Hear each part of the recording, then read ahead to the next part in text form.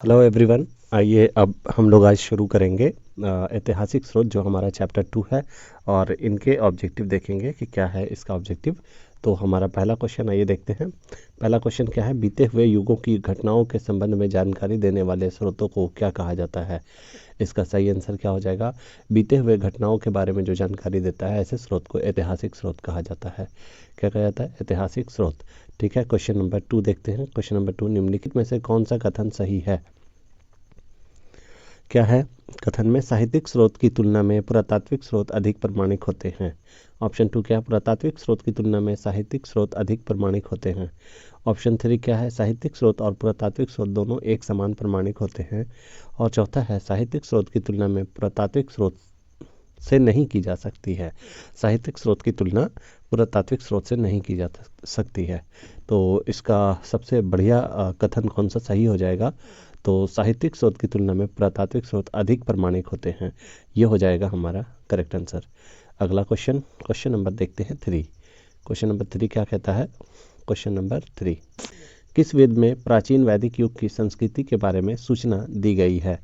किस वेद में प्राचीन वैदिक युग की संस्कृति के बारे में सूचना दी गई है। और इसका सही आंसर क्या हो जाएगा, इसका सही आंसर हो जाएगा वो ऋग्वेद है। क्योंकि हम जानते हैं कि 4 वेद है हमारे, ऋग्वेद, यजुर्वेद, सामवेद, अथर्ववेद, और जिसमें प्राचीन वैदिक युग संस्कृति के बारे में जो जानकारी दी गई है वो है ऋग्वेद में। ठीक है, क्वेश्चन नंबर 4 देखते हैं। क्वेश्चन नंबर 4 क्या है, निम्नलिखित में से कौन सा ग्रंथ श्रुति ग्रंथ का अंग नहीं माना जाता है। और इसका सही आंसर क्या हो जाएगा, श्रुति ग्रंथ का अंग जो नहीं माना जाता है वो है उपनिषद माना जाता है, ब्राह्मण ये भी माना जाता है, पुराण नहीं माना जाता है। पुराण की संख्या 18 है। आगे क्वेश्चन, क्वेश्चन नंबर 5 देखते हैं। क्वेश्चन नंबर 5 क्या है, निम्नलिखित में से कौन सा ग्रंथ यह दावा करता है जो उस ग्रंथ में है वह विश्व में है और जो उस ग्रंथ में नहीं है वो विश्व में नहीं है। और ये जो दावा करता है वो है महाभारत। तो हमारा सही आंसर क्या हो जाएगा, सही आंसर हो जाएगा आंसर डी। ठीक है, क्वेश्चन नंबर हो जाएगा 6। त्रिपिटक धर्म ग्रंथ है, किसका है, जैनों का, बौद्धों का, सिखों का और हिंदुओं का। तो इसका सही आंसर क्या हो जाएगा, ये है त्रिपिटक, सुत्त पिटक, विनय पिटक और अभिधम्म पिटक।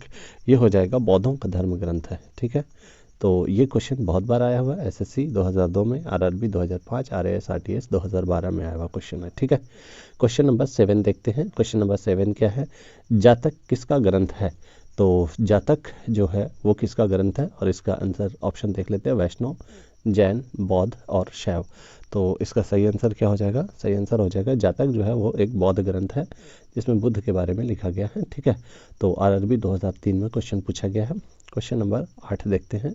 क्वेश्चन नंबर 8 क्या है, मिलिंद पन्हु, जिसमें मिनेंडर और नागसेन के बारे में बात किया गया है। तो सिंपल बात है, यहाँ क्वेश्चन आ ही गया। मिलिंद के प्रश्न यानी राजा मिलिंद और किस बौद्ध भिक्षु के मध्य बात किया गया, संवाद किया गया है ना। तो संवाद किया गया है वो है नागसेन के बीच में संवाद किया गया है, राजा मिलिंद और नागसेन। ठीक है, तो अब अगला क्वेश्चन, क्वेश्चन नंबर 9 देखते हैं। क्वेश्चन नंबर 9 क्या कहता है, निम्नलिखित में किसकी तुलना मैकियावेली के प्रिंस से की जा सकती है। और इसका सही आंसर क्या हो जाएगा, इसका सही आंसर हो जाएगा कौटिल्य का अर्थशास्त्र को। तो नागसेन वाला क्वेश्चन देखिए, यूपीएससी 1997 में और नेट जेआरएफ 2006 में भी पूछा गया था नागसेन वाली क्वेश्चन। और ये कौटिल्य का अर्थशास्त्र वाली क्वेश्चन यूपीपीसीएस 1994 में पूछा गया था। ठीक है, क्वेश्चन नंबर 10 देखते हैं। क्वेश्चन नंबर 10 क्या कहता है, कौटिल्य के अर्थशास्त्र में किस पहलू पर प्रकाश डाला गया है। तो कौटिल्य के अर्थशास्त्र में आर्थिक जीवन, राजनीतिक जीवन, धार्मिक जीवन और सामाजिक जीवन। तो हमारा सही आंसर क्या हो जाएगा, हमारा सही आंसर हो जाएगा इसमें कौटिल्य का अर्थशास्त्र है लेकिन उसमें राजनीतिक नीतियों के बारे में बताया गया है। क्वेश्चन नंबर 11, क्वेश्चन नंबर 11 क्या है, कल्हण की पुस्तक का नाम क्या है। तो ये बीपीएससी 2011 में आया हुआ क्वेश्चन है। कल्हण की पुस्तक का नाम है राजतरंगिणी। ठीक है, तो अगला क्वेश्चन, क्वेश्चन नंबर 12 देखते हैं। क्वेश्चन नंबर 12 क्या कहता है कि अष्टाध्यायी किसके द्वारा लिखी गई है। तो इसका सही आंसर क्या हो जाएगा, अष्टाध्यायी पाणिनि के द्वारा लिखी गई है ना। तो अष्टाध्यायी जो लिखी गई है वो है पाणिनि के द्वारा। ठीक है, पाणिनि है ऑप्शन, हाँ जी है ऑप्शन नंबर बी। और ये जेपीएससी यानी झारखंड पब्लिक सर्विस कमीशन 2011 में क्वेश्चन आया था। क्वेश्चन नंबर 13 देखते हैं, महाभाष्य के रचनाकार का नाम क्या है। तो इसका सही आंसर क्या हो जाएगा, महाभाष्य के रचनाकार का नाम क्या था, तो ये हो जाएगा महाभाष्य के रचनाकार है पतंजलि। कौन है, पतंजलि। तो पतंजलि ने महाभाष्य को लिखा था, ठीक है। तो महाभाष्य के रचनाकार कौन है, पतंजलि, ठीक है। आगे हम क्वेश्चन नंबर देखते हैं, क्वेश्चन नंबर 14। कालिदास द्वारा रचित मालविकाग्निमित्रम नाटक का नायक कौन था, तो इसका सही आंसर क्या हो जाएगा, इसका नायक कौन था, इसका नायक था अग्निमित्र, है ना। क्वेश्चन नंबर 15, क्वेश्चन नंबर 15 क्या कहता है, क्वेश्चन नंबर 15 कहता है हर्ष चरित्र किसके द्वारा लिखी गई थी, तो इसका सही आंसर क्या होगा, हर्ष चरित्र जो लिखी गई थी वो लिखी गई थी बाणभट्ट के द्वारा, हर्ष चरित्र बाणभट्ट के द्वारा लिखी गई थी, ठीक है। क्वेश्चन नंबर 16, विक्रमांक चरित्र के रचनाकार का नाम क्या है, तो इसका सही आंसर क्या हो जाएगा, विक्रमांक चरित्र के रचनाकार का नाम क्या है, तो ये नाम हो जाएगा, विक्रमांक चरित्र जो लिखने वाले हैं वो है विलर्ण, और हर्ष चरित्र लिखने वाले हैं बाणभट्ट, ठीक है। तो हर्ष चरित्र वाला जो क्वेश्चन, बाणभट्ट वाला क्वेश्चन जो है वो एसएससी 2002 में और बीपीएससी 2005 में आया था, और विक्रमांक चरित्र के विलहन जो रचनाकार हैं इनका क्वेश्चन तो अभी तक नहीं आया है। आइए देखते आगे, क्वेश्चन है चंद द्वारा रचित ग्रंथ का नाम क्या है, पृथ्वीराज रासो, पृथ्वीराज रासो।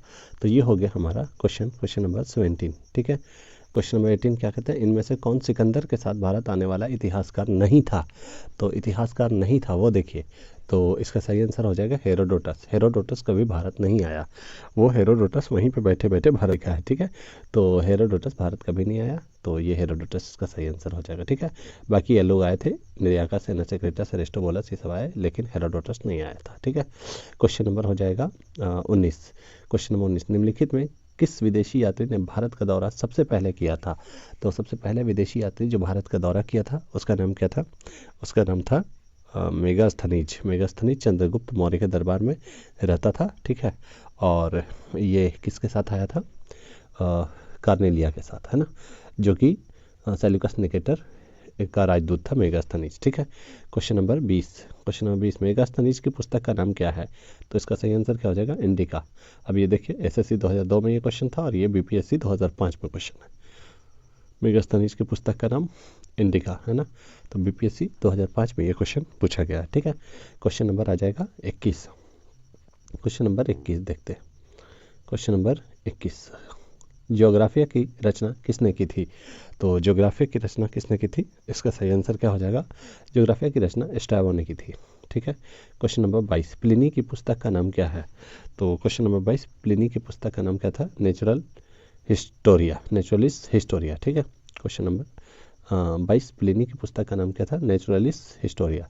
क्वेश्चन नंबर 23 देखते हैं, 23, क्वेश्चन नंबर 23 क्या है, पेरिप्लस ऑफ द एरिथ्रियन सी की रचना किसने की थी, और इसका सही आंसर क्या हो जाएगा, पेरिप्लस ऑफ द एरिथ्रियन सी की रचना अज्ञातनामा एक यूनानी लेखक जो थे उन्होंने की थी, ठीक है। क्वेश्चन नंबर हो जाएगा 24, क्वेश्चन नंबर 24, फाहियान कहाँ का रहने वाला था, तो इसका सही आंसर क्या होगा, फाहियान कहाँ का रहने वाला था, फाहियान जो था वो चाइना का रहने वाला था। आरआरबी 2004 में ये क्वेश्चन आया हुआ है एग्जाम में, आरआरबी 2004 में, ठीक है, ये यहाँ। Question number 25, question number 25,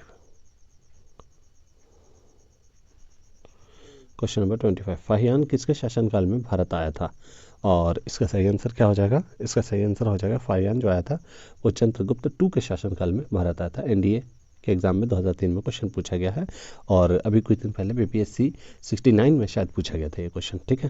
question number 26 देखते हैं, हर्षवर्धन के समय में कौन सा चीनी यात्री भारत आया था, और इसका सही आंसर क्या हो जाएगा, हर्षवर्धन के समय में कौन सा चीनी यात्री भारत आया था, हर्षवर्धन के समय में हेनसोंग आया था, हेनसोंग। तो हमारा सही आंसर क्या हो जाएगा, हमारा सही आंसर डी हो जाएगा, ठीक है। ये एसएससी 2001 और आरआरबी 2004 में आया था क्वेश्चन।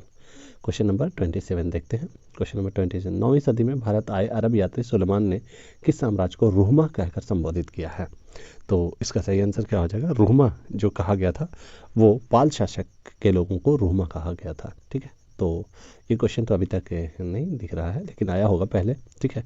तो आइए क्वेश्चन नंबर 28 देखते हैं, अलबरूनी किसके शासनकाल में इतिहासकार था, अलबरूनी किसके शासनकाल में इतिहासकार था, तो ये सही आंसर क्या हो जाएगा, अलबरूनी जो है वो महमूद गजनवी के साथ भारत आया था, तो ये महमूद गजनवी ही हो जाएगा। क्वेश्चन आरआरबी 2004 और आरआरबी 2005 में भी, झारखंड पब्लिक सर्विस कमीशन में 2010 में क्वेश्चन पूछा गया। क्वेश्चन नंबर हो जाएगा 29, यात्री इब्न बतूता कहाँ से आया था? यात्री इब्न बतूता वैसे मोरक्को का रहने वाला था, तो ये पूछा क्या है कहाँ से आया था, तो हमारा सही आंसर क्या हो जाएगा? सही आंसर हो जाएगा मोरक्को। ठीक है, मोरक्को। हालांकि ये मोरक्को से फिर मक्का चला गया, मक्का से फिर वो इधर आया था, तो ऑप्शन हमारा नहीं है, तो मोरक्को ही हम लोग लगा लेते हैं। ठीक है, और ये क्वेश्चन एसएससी 2002 में और आरआरबी 2005 में क्वेश्चन पूछा गया। क्वेश्चन नंबर 30 देखते हैं। क्वेश्चन नंबर 30, दक्षिण अफ्रीकी यात्री इब्न बतूता किसके शासनकाल में भारत आया था? तो ये किसके शासनकाल में भारत आया था? अफ्रीका यात्री इब्न बतूता कहाँ का रहने वाला था? मोरक्को का। ये मोहम्मद बिन तुगलक के शासनकाल में भारत की ओर आता है। और मोहम्मद बिन तुगलक कौन कब क्वेश्चन आया हुआ? आरआरबी 2005 में क्वेश्चन आया हुआ है, तो ये क्वेश्चन मोहम्मद बिन तुगलक इसका आंसर हो जाएगा। क्वेश्चन नंबर 31, फारस के सुल्तान मिर्जा शाहरुख के राजदूत अब्दुल रजाक ने किस विजयनगर सम्राट के शासनकाल में विजयनगर की यात्रा की थी? और इसका सही आंसर क्या हो जाएगा? अब्दुल रजाक ने किस विजयनगर सम्राट के शासनकाल में यात्रा की थी? तो इसका सही आंसर क्या हो जाएगा? देवराय टू, कृष्ण देवराय नहीं, देवराय टू के समय में ये यात्रा किया था। ठीक है, क्वेश्चन नंबर 32। क्वेश्चन नंबर 32, भारतीय पुरातत्व सर्वेक्षण आर्कियोलॉजिकल सर्वे ऑफ इंडिया की स्थापना कब हुई थी? और इसका सही आंसर क्या हो जाएगा? 32 क्वेश्चन नंबर, तो ये हो जाएगा 1861 में इसकी स्थापना हुई थी। ठीक है, क्वेश्चन नंबर 33, भारतीय पुरातत्व का जनक the father of Indian archaeology किसे कहा जाता है? और इसका सही आंसर क्या हो जाएगा? भारतीय पुरातत्व के जनक अलेक्जेंडर कनिंघम को कहा जाता है। ठीक है, तो Alexander Cunningham. Question Madhya Pradesh public service commission 2017 में आया था, इतना आसान क्वेश्चन आया था। ठीक है, क्वेश्चन नंबर देखते हैं 34। क्वेश्चन नंबर 34 क्या कहता है? निम्नलिखित विद्वानों में हड़प्पा सभ्यता का सबसे पहले खोज करने वाला कौन था? तो हड़प्पा सभ्यता की सबसे पहले खोज की थी वो थी दयाराम साहनी। ठीक है, दयाराम साहनी। तो हमारा आंसर क्या हो जाएगा? क्वेश्चन नंबर 34 आंसर क्या हो जाएगा? दयाराम साहनी कहाँ है? हाँ, question number answer number D. ठीक है, और ये हो जाएगा एसएससी 1999 में ये क्वेश्चन पूछा गया था। ठीक है, क्वेश्चन नंबर आगे है हमारा और लास्ट क्वेश्चन, हड़प्पा सभ्यता की खोज किस वर्ष हुई थी? तो हड़प्पा सभ्यता की खोज दयाराम साहनी ने 1921 में किया था। ये क्वेश्चन भी आया हुआ है एग्जाम में, एसएससी 2004 में क्वेश्चन ये पूछा गया है। तो हड़प्पा सभ्यता की खोज 1921 में की थी दयाराम साहनी के द्वारा। और अगर यही क्वेश्चन पूछा जाता कि मोहनजोदड़ो की खोज किसने की थी, तो वो हो जाता राखालदास बनर्जी। और मोहनजोदड़ो की खोज 1922 में हुई थी। ठीक है, तो यहाँ तक 35 ऑब्जेक्टिव हुए हमारे। 35 ऑब्जेक्टिव पे हम लोग रुकते हैं और फिर अब इसके आगे हम लोग दूसरे लेक्चर में फिर बात करेंगे। तब तक के लिए लेते हैं विदा। जय हिंद।